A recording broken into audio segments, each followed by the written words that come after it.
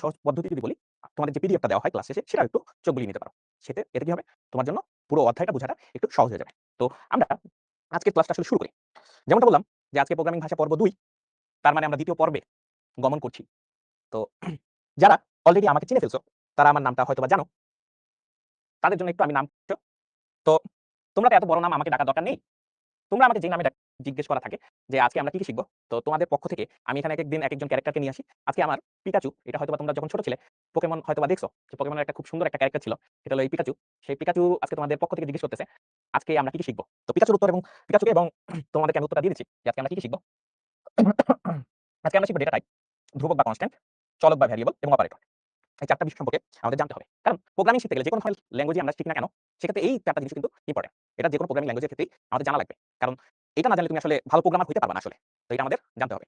ঠিক আছে? তো আমরা সামনের দিকে যদি একটু আগাই, তো এখানে একটা এনাম ভাইয়ের পক্ষ থেকে একটা মেসেজ আছে। যারা আরকি নিয়মিত পড়াশোনা করতে চাও না, তাদের জন্য একটা মেসেজ। তিনি কি মেসেজটা দিয়েছেন, সবাই ভালোমতো পড়বা, নাইলে এই পোলাটার মতো তোমার উপরেও টাল ফেলানো হবে। তো তুমি দেখতে পাচ্ছ, এনাম ভাই একটা হুঁশিয়ারি দিয়েছেন। সেই হুঁশিয়ারি দেওয়ার পর তিনি তোমাদের রায়হান ভাই, হয়তো তোমরা তাকে দেখেছো, হয়তো অনেকে দেখো নাই। তিনি আমাদের বিজিএস এর টিচার বা মেন্টর যেটাই বলো না কেন, তার উপরে কিন্তু একটা বিরাট তাল ফেলানো হয়েছে। এখন এই তাল ফেলানোর শব্দ অথবা তার মাথায় এত জোরে ফেলানো হয়েছে যে সে দেখো হা করে ফেলছে। দেখতে পাচ্ছ? তো এটা আসলে তোমাদের জন্য একটা মেসেজ। যারা ঠিকমতো পড়বা না, তাদের উপরে কিন্তু এনাম ভাই এভাবে কি করবে? তাল ফেলাবে। ঠিক আছে? তোমার মাথায় পড়বে। ঠিক আছে? আচ্ছা, ডেটা টাইপ এটা আসলে আমরা যদি সি নিয়ে আলোচনা করি, আমরা আসলে আজকে সি ভাষা নিয়েই আলোচনা করব এবং এটার যে ডেটা টাইপ গুলো আছে সেটা আমরা সি নিয়ে মোটামুটি কথা বলব। তো সি তে প্রধানত আমরা যদি কথা বলি তাহলে ৪ ধরনের ডেটা টাইপ আছে। ঠিক আছে? ৪ ধরনের ডেটা টাইপ আছে। কি ডেটা টাইপ আছে? একটা হলো ইন্টিজার, একটা হলো ফ্লোটিং পয়েন্ট বা ফ্লোটিং নাম্বার যেটাই বলি না কেন, আরেকটা হলো ডাবল প্রিসিশন, আরেকটা হলো ক্যারেক্টার। এটা প্রধানত। আরো কয়েকটা আছে যেটা আসলে তোমাদের আপাতত না জানলেও চলবে। তবে প্রধানত বা মূলত যদি বলি তাহলে এই ৪ টাকে একটু বেশি ব্যবহার করা হয়। এখন তোমাদের কাছে একটা প্রশ্ন, তোমরা এই চিত্র দেখে বা এখানে যে ধরনের কথাগুলো লেখা আছে, সেই ধরনের কথা দেখে তোমার কাছে কি মনে হয় যে ডেটা টাইপ বলতে আসলে কি বোঝানো হচ্ছে? তোমরা কি আমাকে সেই উত্তরটা দিতে পারবা? আমি বলে দিচ্ছি। এটা আমাদের এখানে যে পরীক্ষাগুলো হয় সেখানে কোন না কোন একটা পরীক্ষা তুমি এমসিকিউ তে পাবা। জাস্ট এই স্লাইডের অংশটুকু থেকেই। তো তুমি এখান থেকে একটা কাজ করতে পারো। একটা স্ক্রিন বিশেষ করে কোন ধরনের ডেটা টাইপ কতটুকু জায়গা দখল করে। একজন লিখছে ভাই আগের ক্লাসটা করতে পারিনি, এটা করতে পারবে। হ্যাঁ, করতে থাকো ভাইয়া। তুমি বুঝতে পারবে আশা করি। আর বিগত ক্লাসটা একটু দেখে নিও। ঠিক আছে? অনেকে কিন্তু নিয়ে ফেলছো। এখন আমি একটু হ্যাঁ, বলে দেবো ভাইয়া। পারো কিনা। ঠিক আছে? অনেকে কিন্তু নিয়ে ফেলছো। একজন লিখছে ভাই আগের ক্লাসটা করতে পারিনি। জিজ্ঞেস করছিলাম যে ডেটা টাইপ বলতে আসলে কি বোঝাচ্ছে? এটা তোমরা বলতে পারো কিনা? ঠিক আছে? এখন আমি তোমাকে একটা জিনিস বলি। দেখো এখন দেখো, ডেটা কিন্তু বিভিন্ন ধরনের ডেটা হয়, তাই না? বিভিন্ন ধরনের ডেটা হয়। ধরো তুমি যদি একটা টেক্সট ডেটা লিখো, সেটাকে তুমি যদি সেভ করো, সেটা তোমার মোবাইলে যে ধরনের জায়গা দখল করে, তুমি একটা মুভি নাও, সেটা কিন্তু সেম ধরনের জায়গা দখল করে না। তেমনি তুমি একটা ছবি নাও, সেটা কিন্তু সেম ধরনের জায়গা দখল করে না। তো এটা আসলে একেক ধরনের তোমার মনে করো কনটেন্টের ফরম্যাট, তেমনি ডেটার কিন্তু আলাদা ফরম্যাট আছে। এখন ডেটা ফরম্যাট বলতে আসলে কি বোঝায়? সেটা তোমার একটু বুঝতে হবে। এখন ধরো ইন্টিজার বলতে বোঝায় পূর্ণ সংখ্যা। ঠিক আছে? পূর্ণ সংখ্যা বলতে কেমন? আমরা যদি একটু লিখি, ধরো কি হতে পারে? 100 হতে পারে। তারপরে ধরো 99 হতে পারে। তারপরে কি হতে পারে? ধরো যে 55। তার মানে পূর্ণ সংখ্যা। এই সংখ্যাগুলো আসলে পূর্ণ সংখ্যা। এখন এই পূর্ণ সংখ্যাগুলা ব্যবহার করার আসলে সুবিধা আছে, কিছু অসুবিধা আছে। দুটোই আমরা আলোচনা করব। এখন একটা জিনিস দেখো, এই পূর্ণ সংখ্যা যখন আমরা এই সি ল্যাঙ্গুয়েজে মানে প্রোগ্রামিং এর সি ভাষায় ব্যবহার করি, তখন এই পূর্ণ সংখ্যার একটা রেঞ্জ আছে। রেঞ্জ বলতে বোঝায় সে কি পরিমাণ জায়গা দখল করে। তুমি যখন একটা জিনিস লিখবা, ধরো এরকম লিখলা পরীক্ষার হলে বা তুমি লিখলে এরকম a = 2, তার মানে তুমি একটা ভ্যারিয়েবলে 2 রাখতেছো। 2 মানে কি? ইন্টিজার। এখন একটা ইন্টিজার রাখতে কি পরিমাণ জায়গা দখল করে? এই যে 4 বাইট পরিমাণ জায়গা কিন্তু সে কি করে? দখল করে ফেলে। তাহলে 4 বাইট পরিমাণ যদি জায়গা দখল করে, যেটার মানে হলো 32 বিট। তার মানে একটা ইন্টিজার 32 বিট পর্যন্ত কি করতে পারে? জায়গা দখল করতে পারে। এখন এই 32 টা বিট দিয়ে আমাদের কি হয়? 32 টা বিট দিয়ে আসলে আমরা যদি কম্পেয়ার করি, তাহলে আমাদের যেটা হবে সেটা হলো, দেখো এই যে সংখ্যাটা এত থেকে এত পর্যন্ত যে রেঞ্জটা আছে, সেই রেঞ্জ পর্যন্ত এই 4 বাইট বা 32 বিট জায়গাটা দখল করে থাকে। বা তুমি এটার একটা রেঞ্জ বলতে পারো। সেই রেঞ্জের মাধ্যমে তুমি এত পরিমাণ ডেটা আসলে এই ইন্টিজারের মাধ্যমে ডিক্লেয়ার করতে পারবা। এবার আসি ফ্লোটিং পয়েন্টের ক্ষেত্রে। ফ্লোটিং পয়েন্টের ক্ষেত্রে কি হয়? সেখানে দেখো সুন্দর লেখা আছে ভগ্নাংশ।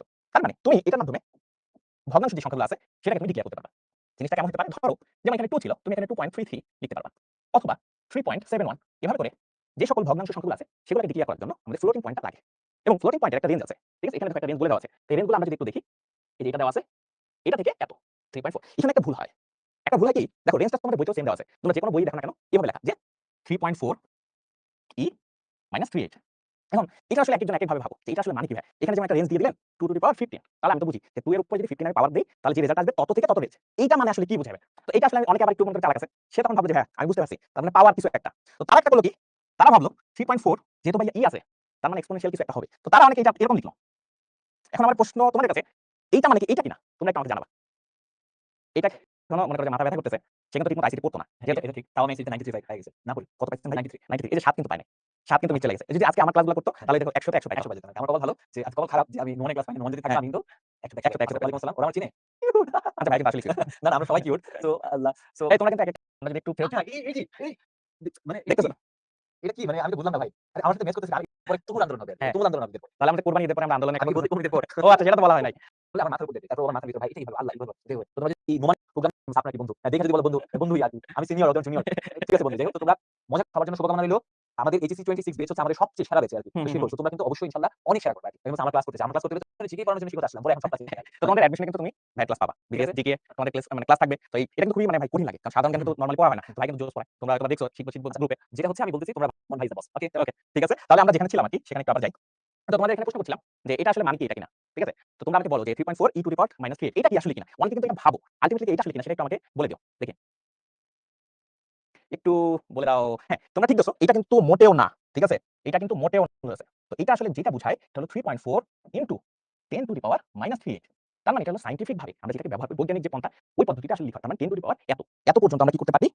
ব্যবহার করতে পারি। তার মানে এইটা হলো ঠিক। এটা একটু তোমাদের জানা দরকার। এটা কিন্তু অনেকেই ভুল করে। মেক্সিমাম স্টুডেন্টই এটা আসলে মানে বোঝে না। বইতেও কিন্তু ই আকারে লেখা থাকে।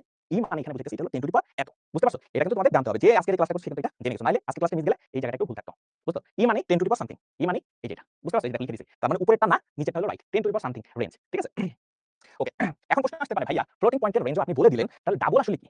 ডাবল আসলে কি?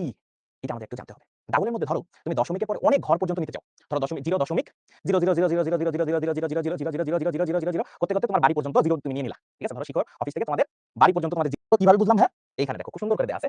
দেখো 8 বাইট পর্যন্ত বা 64 বিট পর্যন্ত জায়গা দখল করে। কত বিট পর্যন্ত? 64 বিট। আর কত বাইট? 8 বাইট। তার মানে একটা জিনিস মনে রাখবা, এই দুইটাই কিন্তু ভগ্নাংশ নিয়ে কাজ করে। ঠিক আছে? এই দুইটা কিন্তু ভগ্নাংশ নিয়ে কাজ করে। এই দুইটাই ভগ্নাংশ নিয়ে কাজ করে।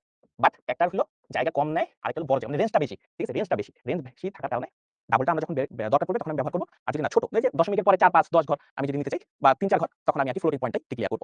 বুঝতে পারছো? এটা কিন্তু অনেকে বুঝে না। আচ্ছা, এখন একটু লিখি। তারপরে বলছে ক্যারেক্টার। ক্যারেক্টার বলতে তো বুঝতেই পারতেছো অক্ষর যেই জিনিসগুলো বোঝায়। যেকোনো অক্ষর ধরো এ, বি এই ধরনের অক্ষর। তো এটার জন্য কি পরিমাণ জায়গা দখল করবে? এটার জন্য জায়গা দখল করে হলো তোমার 1 বাই 8 বিট। তো এটা আবার দুই ধরনের ভাইয়া। একটা হলো সাইন, আরেকটা হলো আনসাইন। সাইন মানে হলো যে তোমার পজিটিভ নেগেটিভ দুই দিকেই তুমি যদি ভাগ করতে চাও। তাহলে এটা রেঞ্জ কত হবে? -2 টু দি পাওয়ার 7 থেকে 2 টু দি পাওয়ার 7 - 1। আর যদি আনসাইন বলো তাহলে এটা রেঞ্জ। বেসিক্যালি এটা হলো 0 থেকে 2 টু দি পাওয়ার 8 - 1 আরকি। দাঁড়াও।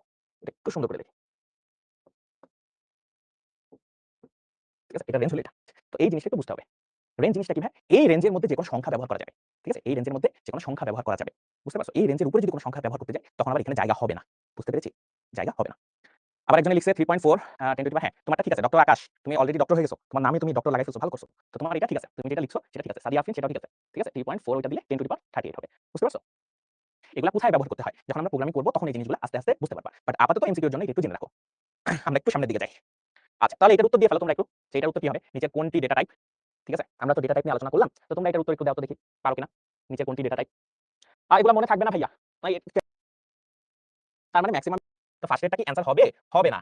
প্রিন্টএফ কি হবে? হবে না। স্ক্যানএফ কি হবে? হবে না। তাহলে কোনটা হচ্ছে?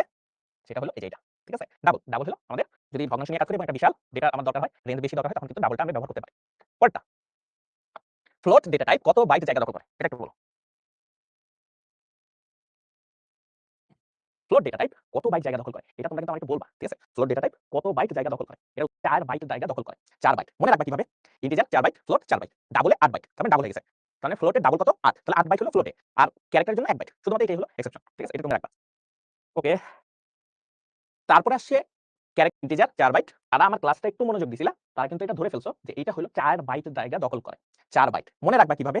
Integer 4 byte, float 4 byte. ডাবলে 8 বাইট। তার মানে ডাবল হয়ে গেছে। তার মানে ফ্লোটের ডাবল কত? 8। তাহলে 8 বাইট হলো ফ্লোটে। আর ক্যারেক্টারের জন্য 1 বাইট। শুধুমাত্র এটাই হলো এক্সেপশন। ঠিক আছে? এটা একটু মনে রাখবা। ওকে। তারপরে আসছে ফরম্যাট স্পেসিফায়ার। ঠিক আছে? ফরম্যাট স্পেসিফায়ার মানে তুমি যখন তোমার প্রোগ্রামিং মানে কোড করবা বেসিক্যালি তখন তো তোমার এই কম্পিউটারকে বুঝাইতে হবে যে আমি এখন ইন্টিজার ব্যবহার করতেছি, আমি এখন ফ্লোট ব্যবহার করতেছি, আমি এখন ডাবল ব্যবহার করতেছি অথবা ক্যারেক্টার ব্যবহার করতেছি। তো প্রত্যেকটার জন্য ফরম্যাট স্পেসিফায়ার কিন্তু আছে। তো এটা আপাতত একটু দেখো, পরে আমি এটা একটু এক্সপ্লেইন করব যে এটা আসলে কি। এটা কিন্তু নৈবিত্তিকের জন্য ইম্পোর্টেন্ট প্রত্যেকটা। ঠিক আছে? নৈবিত্তিকের জন্য ইম্পোর্টেন্ট। একটা কি করো? একটু স্ক্রিনশট নিয়ে রাখো বা লিখে রাখো। এটা একটু নোট করো। এটা কিন্তু নৈবিত্তিকের জন্য আসে এমসিকিউ এর জন্য যে ফরম্যাট স্পেসিফায়ার কোনটা? যেমন ক্যারেক্টারের জন্য পার্সেন্ট এই সাইনটা থাকে তারপর সি, ইন্টিজারের জন্য পার্সেন্ট ডি, ফ্লোটের জন্য পার্সেন্ট এফ, ডাবলের জন্য এলএফ। ঠিক আছে? এটা কিন্তু এলএফ, ছোট হাতের এল এবং এফ। ঠিক আছে? ছোট হাতের এল এবং এফ। এটা একটু দেখবা। বা একটু লিখে রাখতে পারো, নোট করতে পারো। ছোট তো। এটা নোট করে রাখতে পারো। এটা নোট করার জন্য দরকার। ডেটা টাইপের ফরম্যাট স্পেসিফায়ার গুলা কোনটা? রিতুল মল্লিক, তোমার নাম এই যে পড়লাম ভাইয়া। একটু লিখে ফেলো সবাই বাকিরা। একজন লিখছে ভাই ইন্টিজার কি জাস্ট ডেসিমালই হবে? ভাইয়া ডেসিমাল, হেক্সাডেসিমাল তুমি নরমাল পূর্ণ সংখ্যা ব্যবহার করতে পারবা।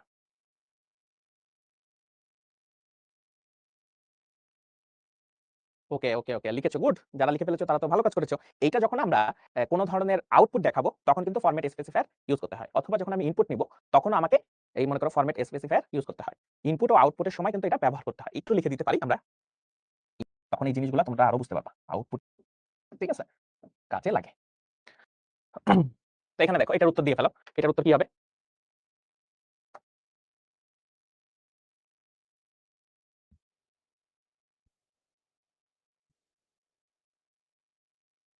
Percent F connected. মানে এটা আসলে ব্যবহার করা যায় বা ব্যবহার করি। তো এটার উত্তর হবে হলো বি নাম্বারটা। ঠিক আছে? ফ্লোটিং এটা যেটা সেটার সাথে পার্সেন্ট এফ ইউজ করি আমরা। কোন না কোন সময় আসলে ধ্রুবকটা তুমি শুনছো, ধ্রুবক বা কনস্ট্যান্ট মানে সরি কনস্ট্যান্ট এটা কিন্তু নাম শুনছো তোমরা। ঠিক আছে? ধ্রুবকের নাম। এখন ধ্রুবক এখানে কিন্তু খুব সুন্দর একটা সংজ্ঞা দিছে যেটা তোমার মাথার